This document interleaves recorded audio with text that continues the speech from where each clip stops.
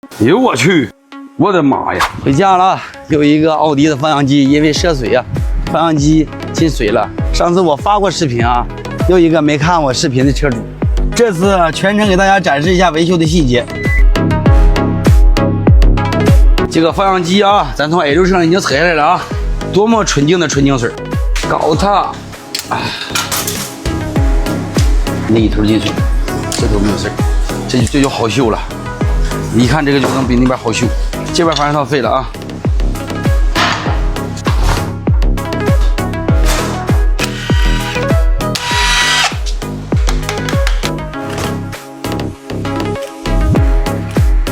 因为这个方向机的需要做标记，不做标记以后装上去以后会有一个误差，这样做个标记就不会出现这个瑕疵。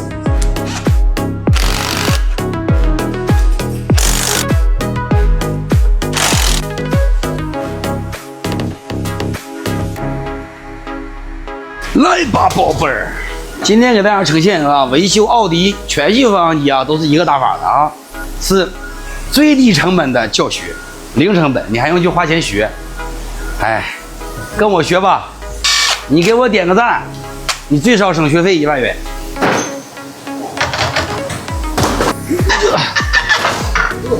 看不看进水造成的生锈啊？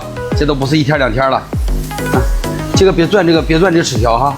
转的话容易脱落，你就这么样给我弄。哎呦我去，我的妈呀！上狠活。这个时候啊，我们就要用设备啊，给它这个里边的蒸汽啊全部熏干，这个以绝后患啊。但是这个设备啊，高端一点有烤箱，低端一点就像咱们一样电吹风啊。对，最低档是吹头发那个啊，这个比那个档次高一点。时隔2个小时啊，加温涉水啊，你看这丝滑度啊，是不是哇哇的？好 ，OK， 主要维修方案啊，就这2个成本啊，其他的全是功夫活。安全第一位，别给里边线圈捅坏了。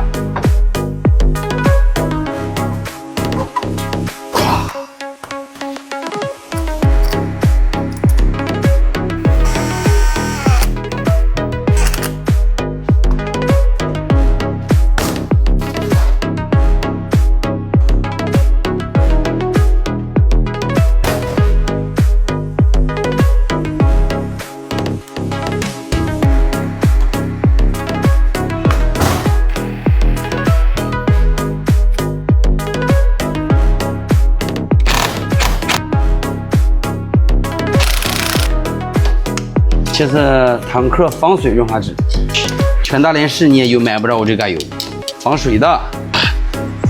4车，你想不是简简单单你处理一下防锈，换个头绳都搞定了啊！软件还是要匹配的。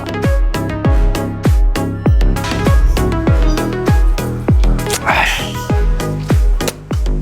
搞定，方向机修好了，定位也做完了，让你们看一下这个方向机，轻不轻？